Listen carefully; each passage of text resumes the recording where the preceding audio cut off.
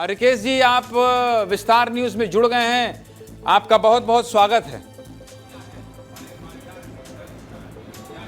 जी बहुत बहुत धन्यवाद। ये आप इतना बढ़िया पटका लगाए हुए हैं, चंदन लगाए हुए हैं और वहां डांस देख रहे हैं, उइमा उइमा वाला। ये उइमा उइमा वाला गाना काहे सुन रहे थे आप? देखिए आदरणीय ज्ञानेंद्र जी, आप मुझे एक बात की बहुत खुशी हुई कि कम से कम विस्तार न्यूज़ ने मेरा भी पक्ष सुना।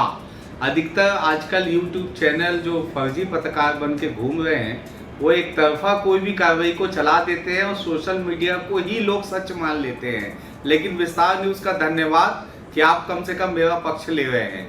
अब रही बात उस वीडियो की, पहली बात तो ये कि वो रिकेश जी, मैं आपको करेक्ट कर देता हूँ। रिकेश जी सुनिए, तो मेरी बात सुनिए। मैं ये कह रहा हूँ कि जो यूट्यूबर होते हैं, अब मैं आपको फिर कह रहा हूँ, पत्रकार को आपने फर्जी कहा इसलिए आपको करेक्ट कह रहा हूँ। जो यूट्यूबर हैं वो भी पत्रकारिता कर रहे हैं। अगर आपका पक्ष नहीं लिया उनने तो वो गलती कर रहे हैं, लेकिन इस तरह से यूट्यूबरों को फर्जी पत्रकार कहना ठीक नहीं है। मुझे लगता है आपको ये शब्द वापस ले लेना चाहिए।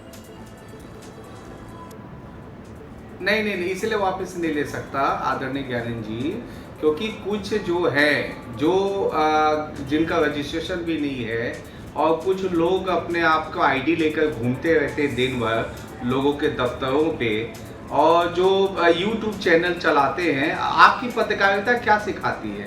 पत्रकारिता यही सिखाती है ना कि दोनों पक्ष को जो है सुनना चाहिए, और आप जो है अच्छी तरीके से विस्तार न्यूज़ जो है इसमें दोनों पक्ष को सुनता है कभी भी। मैं सही कह रहा हूँ ज्ञानेंद्र जी? रिकेश भाई देखिए, मेरा तो मकसद ही है, विस्तार न्यूज़ का टैगलाइन है आपका अपना चैनल।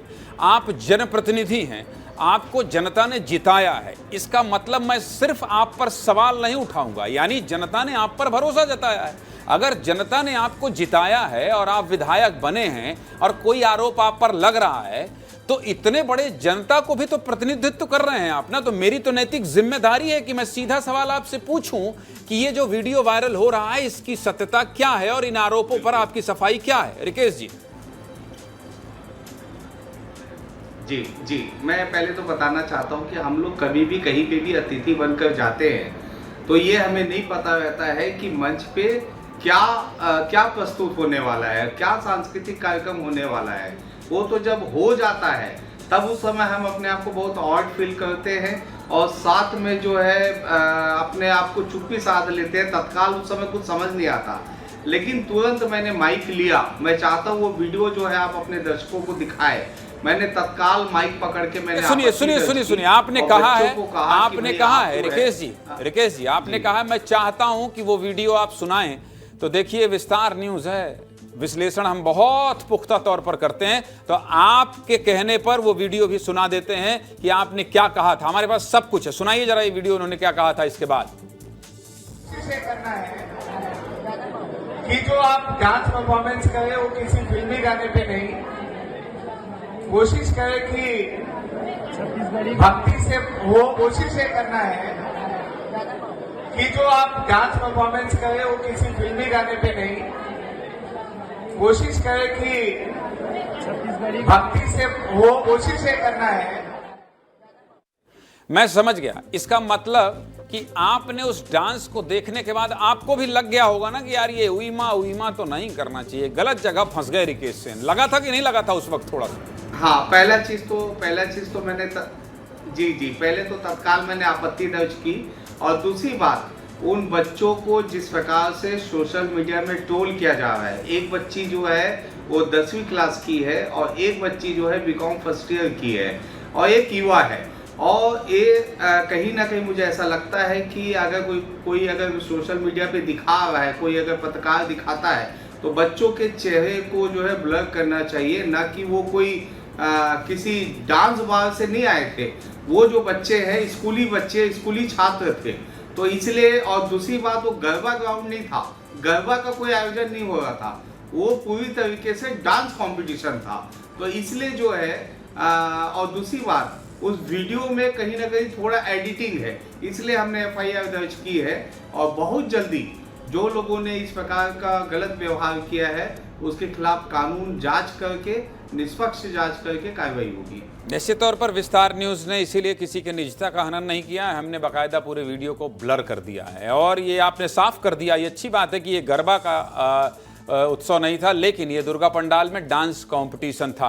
और आपने ये भी कहा, अब जो कांग्रेस के लोग आप पर आरोप लगा रहे हैं और कह रहे हैं कि बताइए ये बीजेपी के लोग जो है झंडा उठा कर करते हैं कि भाई देखिए अश्लीलता नहीं होना चाहिए, ये नहीं होना चाहिए। अब वो कह रहे हैं कि देखिए बीजेपी के विधायक ही बैठकर डांस का आनंद ले रहे हैं। ऐसे लोगों पर आपका क्या जवाब होगा?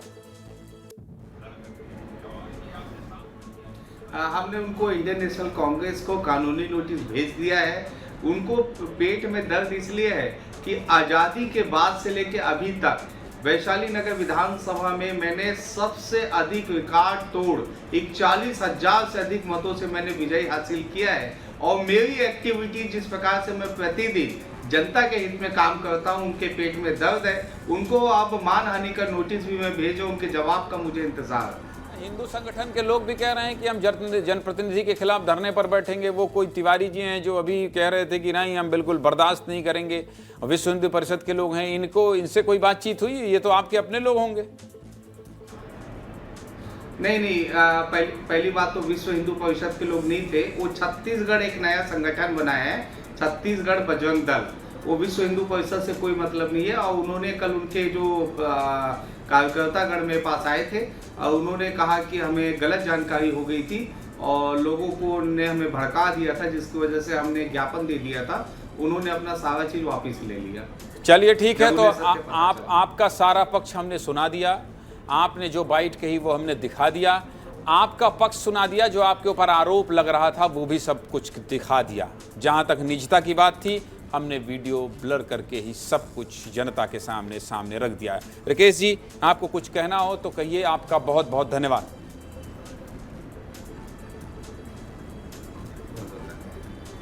चलिए ठीक है, तो ये जो सोशल मीडिया में वायरल खबरें रहती हैं वो भी दिखाना, तथ्यों के साथ आपके सामने रखना जरूरी होता है।